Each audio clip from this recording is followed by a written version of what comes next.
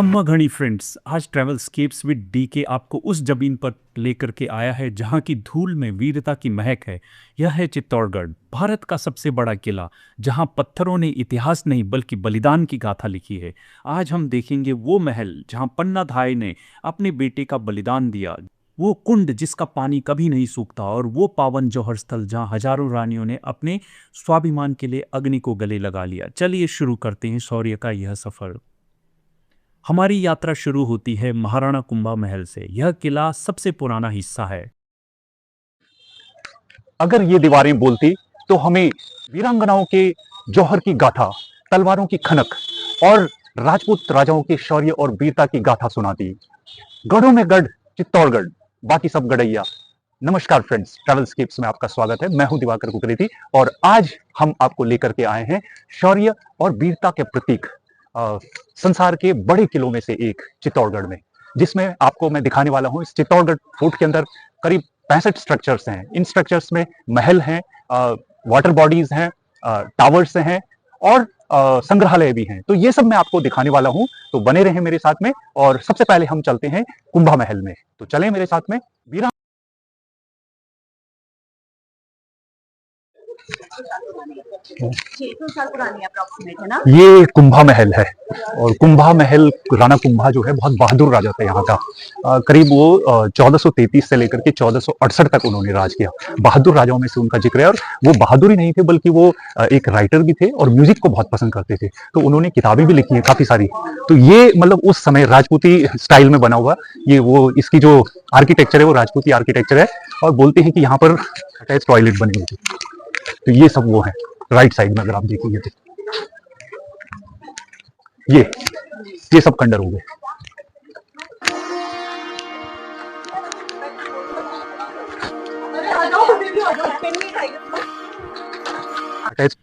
यही वह जगह है जहां पन्ना धाय ने मेवाड़ के भविष्य कुंवर उदय सिंह को बचाने के लिए अपने कलेजे के टुकड़े चंदन का बलिदान दिया था। इन दीवारों के पास खड़े होकर आज भी उस मां की चीख और महान त्याग को महसूस किया जा सकता है। ये वाला पोर्शन है। इस पोर्शन में उनकी धन संपदा जो होती है ना, अनाज वगैरह जमा करके रखते थे वो। ये बना हुआ था ना, इस साइड में, इस डायरेक्शन में आती तो यहाँ अनाज जमा होता था। और उस साइड में उनका, अगली साइड में हम जाएंगे तो वहाँ वो आम दरबार लगता था उनका, मतलब आम सभा, पब्लिक के लिए। पब्लिक बैठती थी, उनके मंत्री बैठते थे और ऊपर रानियां बैठती थी झरों। ये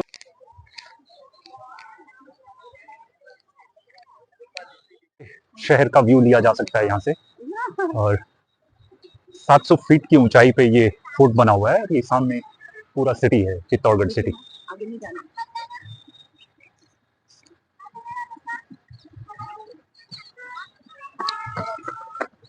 और अगर इस फोर्ट का एरियल व्यू देखें तो ये एक फिश की तरह दिखाई देता है। ये करीब 16 किलोमीटर की पेरीफेरी में ये फोर्ट है। हाँ, ये टनल है, मंदिर तो बाद में बना। ये रानियों के लिए 7 किलोमीटर की टनल है। ये आगे वाटर बॉडी है, वहां तक ये जाती है 7 किलोमीटर। तो रानियों को आने जाने के लिए, वाटर बॉडी तक जाने के लिए ये जगह हुआ करती थी उस समय। तो उनको अभी बंद है, अभी तो बंद है, लेकिन वैसे चालू है, जा सकते हैं, लेकिन बंद कर दिया गवर्नमेंट ने किसी कारण से। ये आगे उस जगह पर हम जाएंगे जहां पर ये खुलती है वाटर बॉडी। हाँ, ये जो जगह दिखाई दे रही है, यहाँ पर आम सभा होती थी। ये ऊपर जो चबूतरा है, यहाँ पर राजा के मंत्री बैठते थे और राजा बैठते थे। और इन नीचे जो है ये ग्राउंड है, यहाँ पर आम पब्लिक बैठती थी। तो जो भी पब्लिक से रिलेटेड जो भी फैसले राजा को लेने होते थे वो यहाँ पर लिए जाते थे। और ऊपर जो ये झरोखे दिखाई दे रही, इन झरोखों में रानियां बैठती थी, क्योंकि रानियां घूंघट में होती थी तो उनको आम सभा का कार्यक्रम देखने के लिए इन झरोखों में बैठना होता था।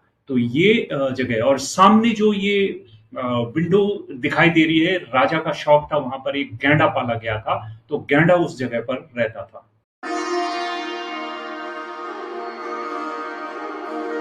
घराट, वो हाथ से घुमाने वाली चक्की है बेसिकली ये। तो ये बड़े बड़े यहाँ पर रखे हुए थे ये चक्की। और ये जो लाइमस्टोन यहाँ पे होता है, अभी भी होता है ना, सीमेंट फैक्ट्रियां यहाँ पे, तो लाइमस्टोन काफी होता था। तो उसको पीस करके, ये जो इसमें सीमेंट नहीं लगा है, ये जो दीवारें बनी है यहाँ पर, वो मजदूर उसको पीसते थे, उस गारे को इसमें मिला करके ये उन पत्थरों पे बनी हुई दीवारें हैं। और ये जो सामने जो ये बड़ी सी बिल्डिंग है, इसको बोलते हैं बंदीर की दीवार। थोड़ा आगे बढ़ते ही आपको दिखेगी बनवीर की दीवार। दासी पुत्र बनवीर ने अपने पूरे किले को 2 हिस्सों में बांटने के लिए इसे बनाया था, लेकिन यह दीवार कभी पूरी नहीं हो पाई। अधर्म की नींव पर रखी ईंटें कभी मुकम्मल नहीं होती।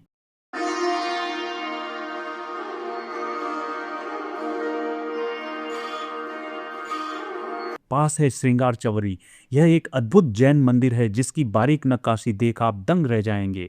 कहा जाता है कि महाराणा कुंभा की पुत्री का विवाह इसी मंडप में सजाया गया था।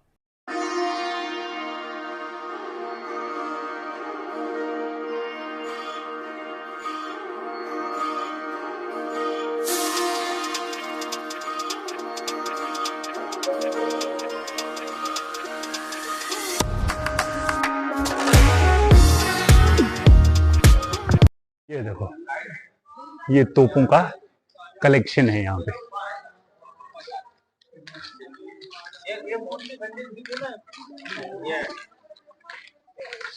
ये देखो,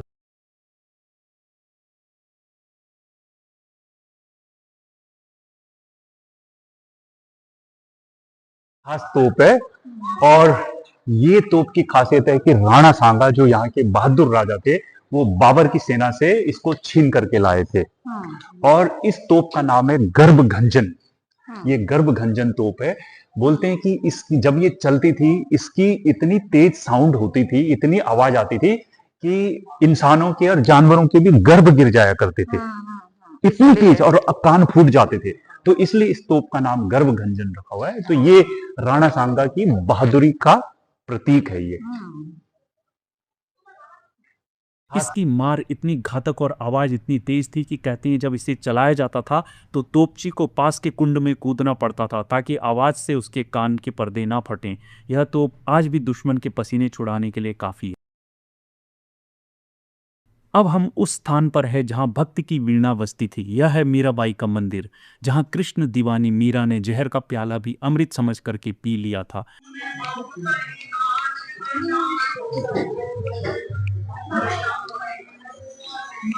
मेरे तो गिरधर गोपाल, ये मीरा मंदिर है। और मीरा मंदिर अपने कृष्ण की भक्ति में लीन है। मीरा मंदिर उन राणा सांगा ने अपनी पुत्र वधू के लिए बनाया था, उनके प्रेम, समर्पण और भक्ति के लिए। मंदिर के आंगन में मीराबाई के गुरु संत रविदास जी की चरण पादुका स्थापित है। यह स्थान दिखाता है कि भक्ति में जात पात का कोई स्थान नहीं होता। ठीक सामने है वराह मंदिर जो भगवान विष्णु के अवतार को समर्पित है।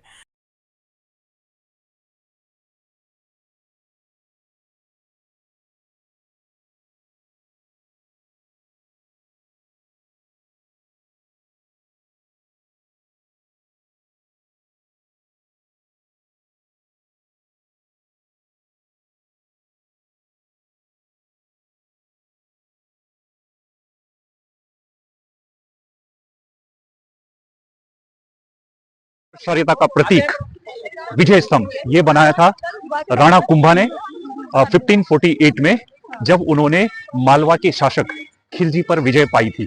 तो उस जीत की खुशी में उन्होंने ये बनाया था। और ये 9 मंजिला स्ट्रक्चर है और 122 फीट इसकी ऊंचाई है और 154 अंदर संकरी सीढ़ियां हैं इसमें।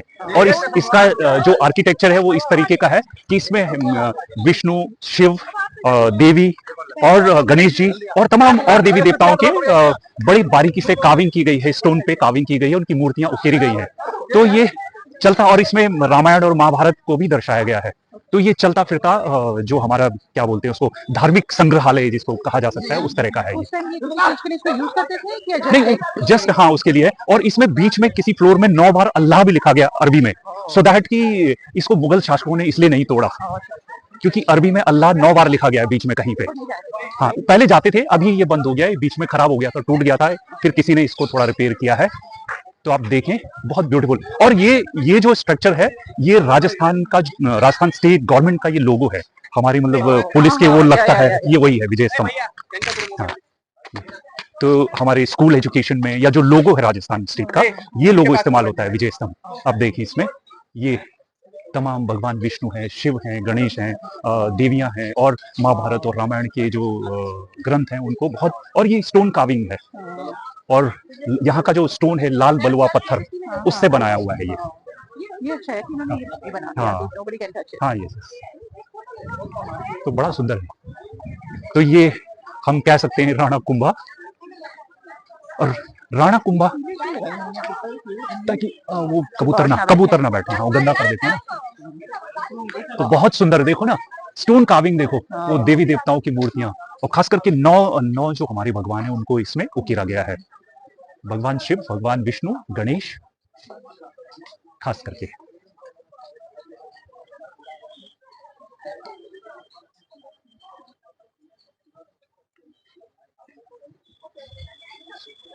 भक्ति के सफर में अब चलते हैं समाधेश्वर महादेव मंदिर की ओर। यहाँ शिव की त्रिमुखी प्रतिमा है। मंदिर के पास ही नीचे की ओर सीढ़ियां जाती हैं कोमुख कुंड की तरफ। ये सिद्धेश्वर मंदिर है और ये ब्रह्मा विष्णु महेश की वाला ब्रह्म रूप है, बीच वाला पालन करने वाला विष्णु रूप है, उधर वाला महादेव पर्वत रूप है। ये कितने समय से 1000 साल पुराना, 1000 साल राजाओं का मेन मंदिर वाला। चित्तौड़गढ़ फोर्ट से ये चित्तौड़गढ़ शहर का व्यू देखा जा सकता है। बहुत सुंदर व्यू है। ये सिद्धेश्वर मंदिर है और सिद्धेश्वर मंदिर से सुंदर नजारा। चट्टान से गिरती यह प्राकृतिक जलधारा सदियों से निरंतर बह रही है। यहीं पास में एक गुप्त सुरंग का द्वार भी है, जिसके बारे में कहा जाता है कि यह सीधे पद्मिनी महल या किले के गुप्त रास्तों की ओर जाती थी।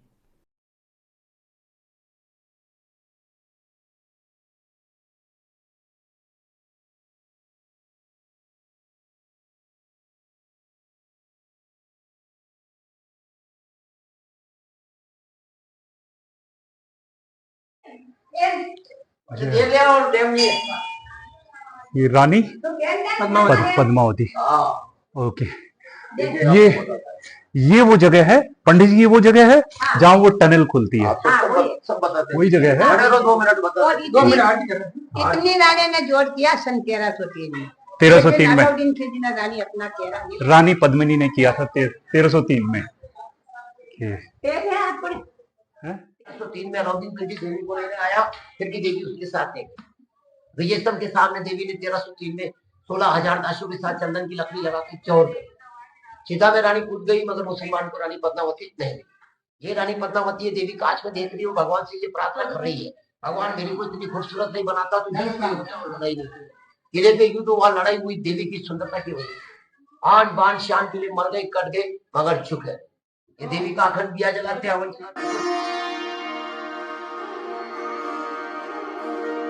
जमीन है, ये जो धरती है उन वीरांगनाओं के जौहर के लिए जानी जाती है, जिन्होंने अपने स्वाभिमान की खातिर और अपने सतीत्व की रक्षा के लिए यहाँ पर कई सारी वीरांगनाओं के साथ में जौहर कर दिया था। पहला जौहर रानी पद्मिनी ने किया था, जो कि 16,000 अन्य स्त्रियों के साथ में, अन्य वीरांगनाओं के साथ में इसी जगह पर आग में कूद गई थी।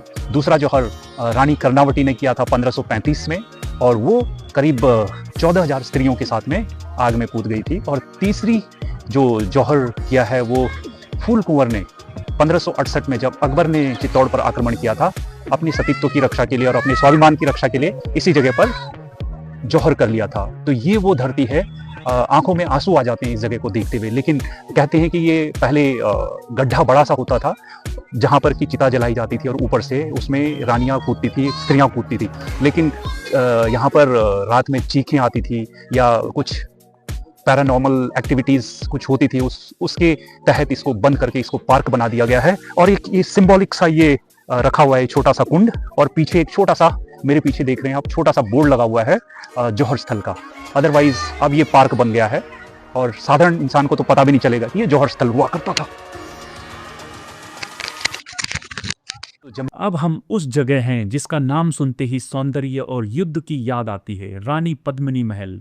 पानी के बीच बना यह महल आज भी प्रतिबिंब की याद दिलाता है, जिसने खिलजी को पागल कर दिया। तो अब हम एंट्री कर रहे हैं पद्मिनी महल में, और ये पद्मिनी महल अपने आर्किटेक्चर के लिए जाना जाता है। राजपूताना शैली में बना हुआ ये महल है। और इस साइड में ये जो स्ट्रक्चर देख रहे हैं, ये जो कमरे बने हैं दासियों के कमरे हुआ करते थे। तो ये इस तरीके से हैं कि अंदर से दासियां किसी आने वाले को देख सकती हैं, लेकिन आप सीधे सीधे उनको नहीं देख सकते हैं। तो रानी तक या उनके मैनेजमेंट तक ये पहले से खबर पहुंच जाती थी कि कोई आ रहा है। और ये सामने रानी की पालकियां होती थी इस जगह पे। और उन रानी पद्मिनी का जो टाइम था बहुत शॉर्ट पीरियड, उनकी उम्र 23 साल की थी उस समय जब उन्होंने जौहर किया था। और 1301 से लेकर के 1303 सिर्फ 3 साल रावल रतन सिंह ने चित्तौड़ पे राज किया था। तो 3 साल के अंदर अंदर उनको धोखे से मार दिया गया और रानी ने जौहर कर लिया था। और नहीं 23 की उम्र में तो 20 साल में शायद उनकी शादी हुई होगी और 3 साल तक वो रानी रही।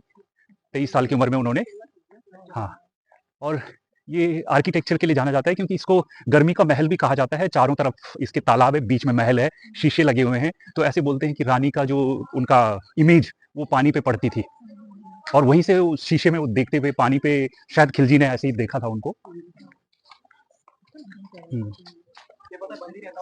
तो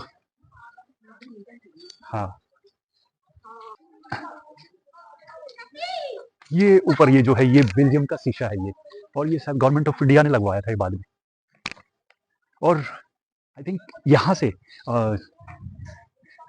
से रानी को देखा था उसने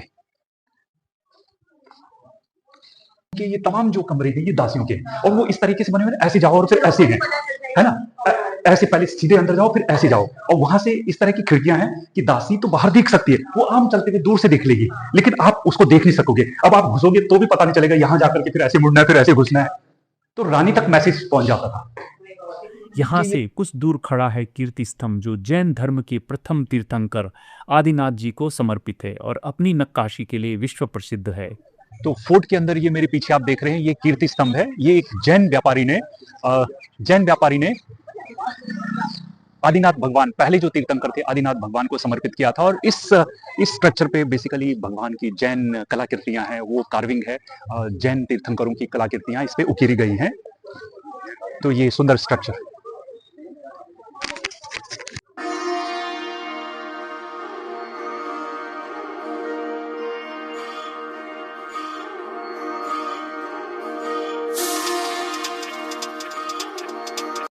किले के उत्तर पश्चिम कोने पर स्थित है रावल रतन सिंह का महल। यह महल रत्नेश्वर तालाब के किनारे बना है।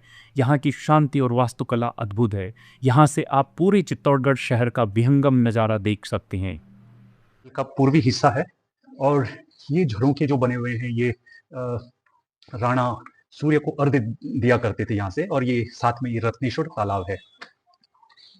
तो झरोखे बेसिकली पूरब की साइड में है, तो सूर्य को अर्घ्य देने के काम आते थे।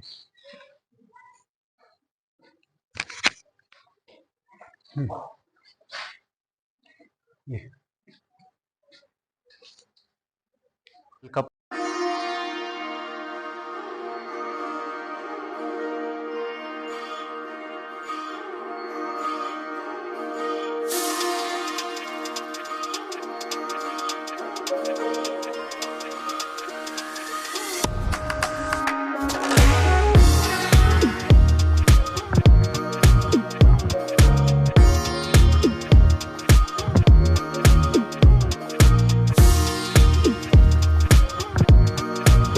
इस महल का बड़े बड़े गेट हैं, वो इसलिए है कि राजा की सवारी, हाथी सवारी आती थी यहाँ पर, तो हाथियों के समेत वो अंदर प्रवेश। इसकी खासियत यही है कि हाथियों के साथ राजा अंदर आ जाते थे महल के अंदर। और ये झरोखा काफी फेमस है सूर्य अर्घ्य के लिए।